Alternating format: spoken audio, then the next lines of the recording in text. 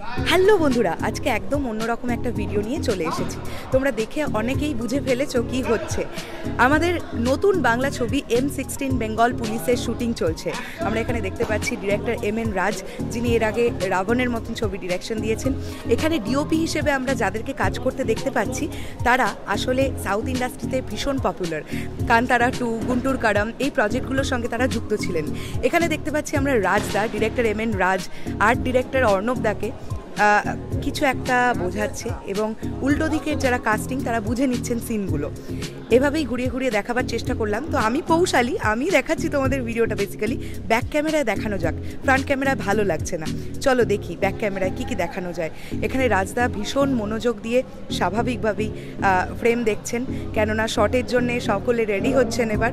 আর এখানে আমরা দেখতে পাচ্ছি প্রডিউসার রক্তিম চ্যাটার্জিকে, তার পাশেই বসে আছে আমাদের ছোটদা। আসলে আমাদের শুটিংটা হচ্ছে উড়িষ্যাতে, একটা প্রচণ্ড বড় গোডাউনের মধ্যে। এই ছবিটা আশা করছি তোমাদের সবার ভালো লাগবে। ঈদ 2024 এই ছবিটা রিলিজ করার পরিকল্পনা চলছে এখনও পর্যন্ত।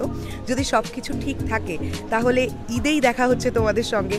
আর দেখতে পাচ্ছ ব্রহ্মাজিকে তোমরা চেনো, south Indian most popular legend actor Brahmaji আমাদের ছবির একটি অংশ। আমরা অনেক নিজেদেরকে ধন্য বলে মনে করছি, এই প্রথমবার কোনো বাংলা ছবিতে ওনাকে অভিনয় করতে দেখা যাবে।